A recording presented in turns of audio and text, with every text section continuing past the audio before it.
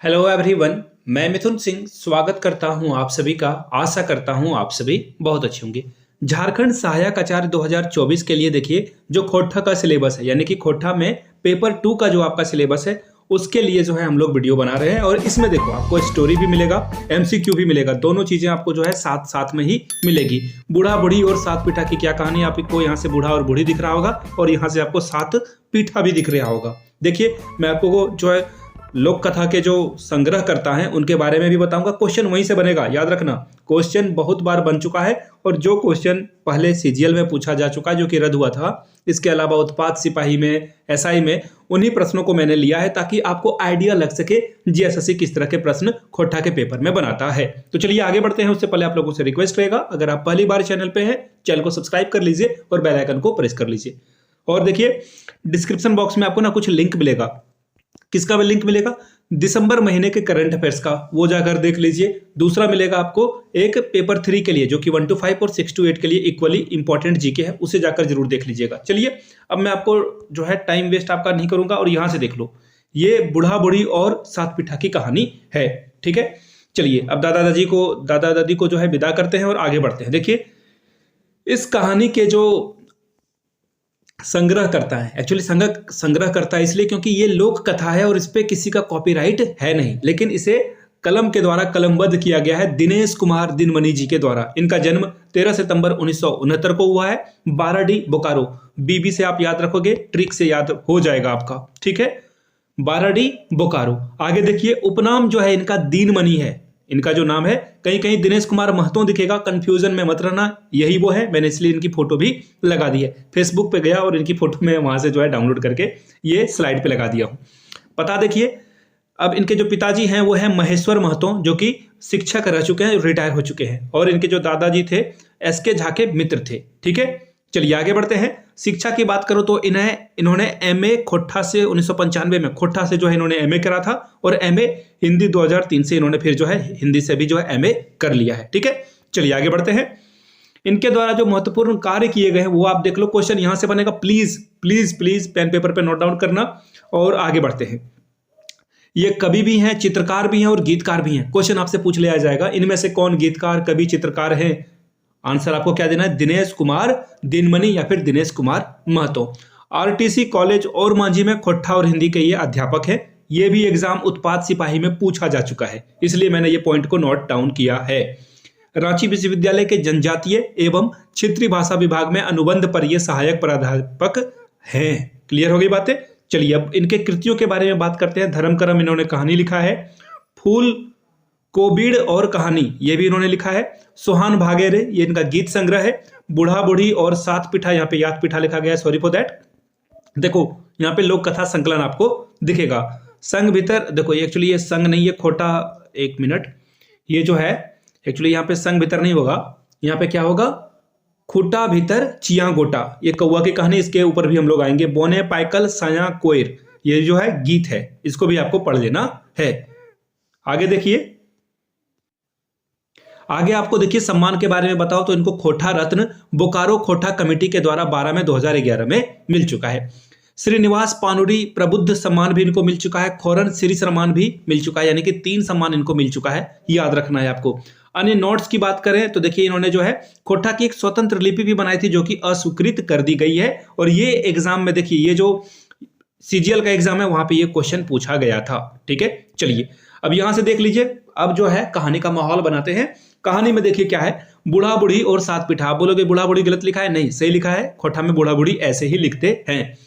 इसमें देखिए कौन कौन है।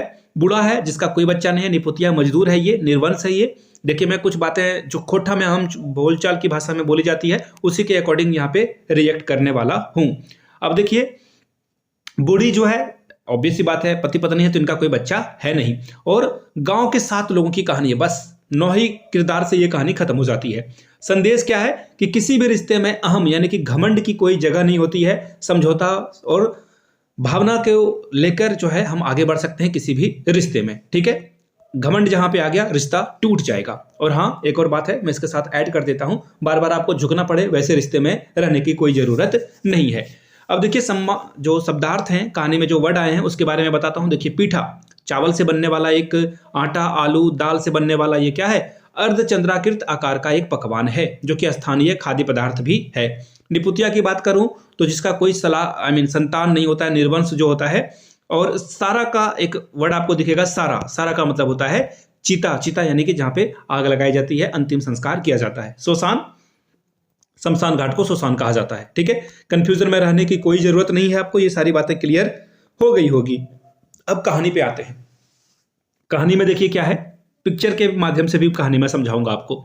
इस कहानी का सार क्या है कि गांव में एक निपुतिया बूढ़ा बूढ़ी जो है, बुजुर्ग जोड़ा, वो रहते थे, जो लोगों के घरों में काम कर कर अपना जीवन यापन करते थे। यानी कि दूसरे के घरों में काम करते थे और अपना गुजारा चला रहे थे। बहुत दिनों के बाद एक दिन दोनों को पीठा, यानी यही जो मैंने अभी आपको दिखाया, परंपरागत पकवान है, यहाँ पे परवान लिखा गया है, माफ करना, पकवान है, खाने का इनको मन किया। दोनों ने पीठा बनाने के लिए जो इंग्रेडिएंट यानी कि सामग्री, जीनिस, कोठा में बोलते हैं ना, जीनिस की जरूरत है, वो जुटाया। और रात में इन लोगों ने 7 पीठा बनाया और सारे फसाद के जरिए 7 पीठा हो चुका है। अभी कहानी में आपको बहुत फनी लगेगा, मजा भी आएगा। देखिए, अब देखिए मैं आपसे क्वेश्चन भी पूछूंगा, डोंट वरी। पीठा है और उसको खाने को वक्त जो है इस बात की लड़ाई हो गई कि कौन 3 पीठा खाएगा और कौन 4 पीठा खाएगा। बूढ़ा बूढ़ी आपस में झगड़ पड़े बच्चों की तरह। यह झगड़ा रुका नहीं और अंत में उन्होंने एक मत होकर यह तय किया वे चुप रहेंगे, यानी कि दोनों साइलेंट मोड में जाएंगे। जो पहले बोलेगा वही हार जाएगा और उसे 3 पीठा खाना होगा। तब यहां भी देख लो, जो पहले बोलेगा वह 3 और जो बाद में बोलेगा वह 4 पीठा खाएगा। अब देखिए आगे, ये बूढ़ा बूढ़ी है, ये दोनों आपस में झगड़ गए हैं। आगे देखिए, अब यहाँ पे बूढ़ी जो है उन्होंने पीठा तैयार किया। यहाँ से देख लो, ये पीठा है आपका, और पीठा दोनों ने तैयार कर लिया। अब देखिए, दोनों अलग अलग खाटी में, खाटी यानी कि जो लोहे या लकड़ी से बना हुआ, रस्सी से बना हुआ चारपाई है, बिस्तर है, उस पर चादर डालकर दोनों ओढ़ पोड़ के सो गए। ओढ़ पोड़ मतलब उन्होंने अपने आप को ढक लिया और सो गए।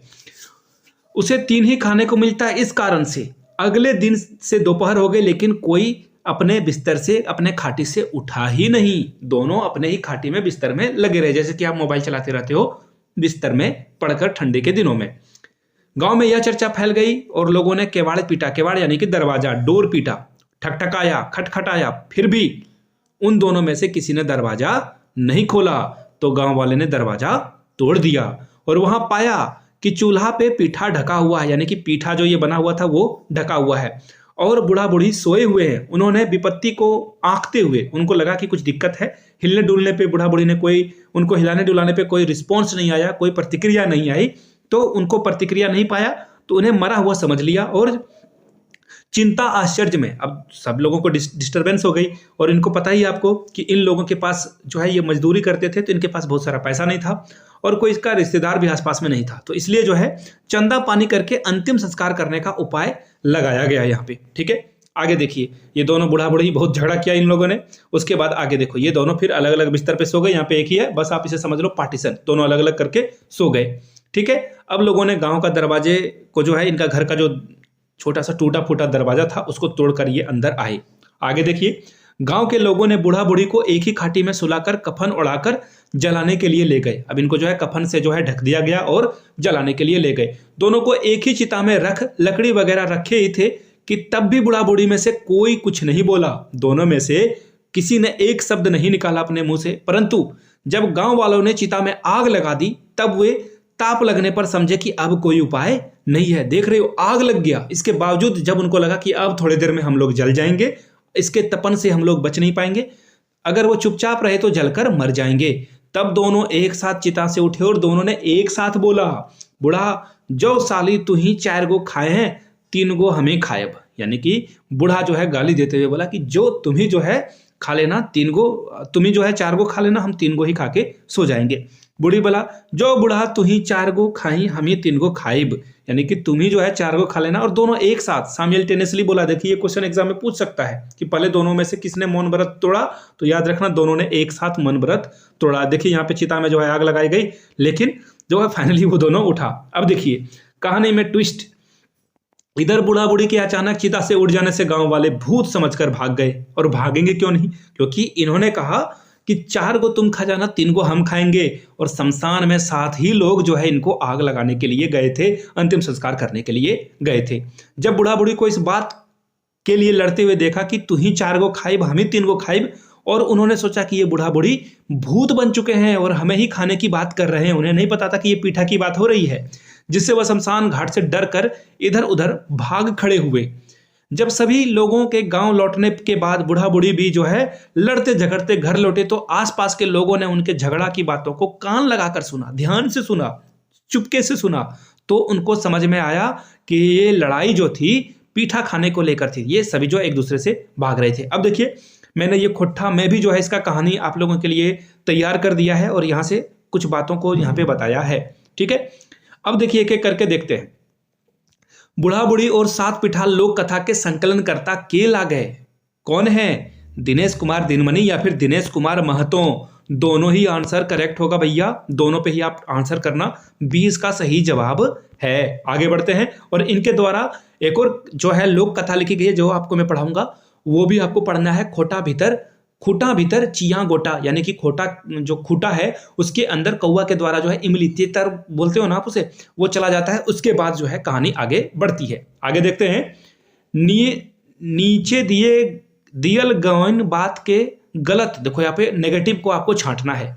बूढ़ा बूढ़ी निर्बस हॉल, बिल्कुल सही बात है, दोनों निर्बस थे। बूढ़ा बूढ़ी पीठा खाए खातिर लड़त हलत, बिल्कुल सही बात है, दोनों लड़ाई के लिए, पीठा के लिए लड़ाई कर रहे थे। बूढ़ा बूढ़ी पोड़वे यानी कि जलने जलाने गांव 7 लोग लेके गए थे, बिल्कुल सही बात है। बूढ़ा बूढ़ी जीएसएससी के सीजीएल तैयारी करते करते बूढ़ा भय गए। ये गलत है, मैं हंस रहा हूं इस ऑप्शन के साथ भी। डी इसका क्या होगा? सही जवाब हो जाएगा। एक्चुअली ये आंसर नहीं आएगा, कोई और ऑप्शन आएगा, बट मैं क्या ही बोलूँ अब। आगे देखो, बूढ़ा बूढ़ी कर कोच खाएक मन भेड़ल हल, यानी कि दोनों को क्या खाने का मन था? पीठा खाने का मन था, आपको पता ही है। और दोनों ने कितने पीठा बनाए थे? 7 पीठा। ये भी क्वेश्चन जो है एग्जाम में आ सकता है। अब देखो क्वेश्चन आ ही गया है। बूढ़ा बूढ़ी रायते कैगो पीठा बनावल है, तो इसका क्या आंसर होगा? 7 पीठा उन लोगों ने बनाया था। 7 यानी कि 7 जुलाई को धोनी का बर्थडे भी होता है। ये क्वेश्चन जो है जेपीएससी में पूछा गया है। दिनेश कुमार दिनमनी हो, ये क्या है? कवि भी हैं, चित्रकार भी हैं, गीतकार भी हैं, ये सभी हैं, सभी। यहाँ पे एक्चुअली कहानीकार नहीं, सभी होगा। इसका आंसर क्या हो जाएगा? ऑल। और ये क्वेश्चन बहुत भी आई है, प्लीज नोट डाउन कर लीजिएगा। ये चित्रकार भी हैं, गीतकार भी हैं। दिनेश कुमार दिनमनी जी के संकलन करल लोक कथा लागे, इनके द्वारा जो लोक कथा है वो क्या है? मैंने आपको बताया था। बूढ़ा बूढ़ी 7 पीठा इन्होंने लिखा है, आपको पता है। मैंने अभी आपको क्या बताया? खूटा भीतर चिया गोटा, तेतर वाला गोटा जो गया था मैंने आपको बताया था। तो इसका आंसर ए और बी दोनों जाएगा। दोनों के साथ आपको आगे बढ़ना है। हम लोग आगे बढ़ेंगे क्वेश्चन नंबर 7 की ओर। दिनेश कुमार दिनमनी कौन कॉलेज के प्रोफेसर लागत? अब आपको मैंने बताया था ये कहाँ के हैं? आरटीसी कॉलेज और मांझी के प्रोफेसर हैं। आंसर क्या होगा? Option number A. आगे बढ़ेंगे। दिनमनी जिक जन्म बच्छर छांटो, तो इसका क्या हो जाएगा? 1969। मैंने आपको देखिए ऊपर में पढ़ाया था। तो देखिए सारे काम में आ रहे हैं। दिनेश कुमार दिनमनी जी के बापे का नाम क्या है? तो इनके पिताजी का नाम है महेश्वर महतो। बापे का नाम देखिए खोटा में ऐसा ही बोला जाता है, नेगेटिव वे में नहीं लेना है। दिनमनी जी का जन्म ठाव बताओ, गांव बताओ, उनका गांव कहाँ था? मैंने क्या बताया था? बी से बाराडी, बी से बोकारो, डी इसका क्या होगा? सही जवाब होगा। चलिए आगे बढ़ेंगे। आगे क्या बढ़ेंगे? आगे जो है इसके ऊपर जो है हम लोग एक और सीरीज की तैयारी कर रहे हैं, जिसपे सभी कहानियों, सभी लोक कथाओं के 100 क्वेश्चन आएंगे। अगर आपको वो मैराथन जल्दी देखना है तो नीचे कमेंट कीजिएगा 100 MCQs, जो है 100 MCQs आप नीचे कमेंट करके बताइएगा। वीडियो यहाँ तक देख लिया, अच्छा लगा है तो एक बार प्लीज हमारे उत्साह को प्रोत्साहित कीजिए और नीचे कमेंट सेक्शन में लिखिए जय हिंद, ताकि मुझे भी अच्छा लगे और आप लोगों को भी अच्छा लगे। चलिए, वीडियो को आपने यहाँ तक देखा, प्यार दिया, इसके लिए आप सभी का बहुत बहुत शुक्रिया। Have a good day.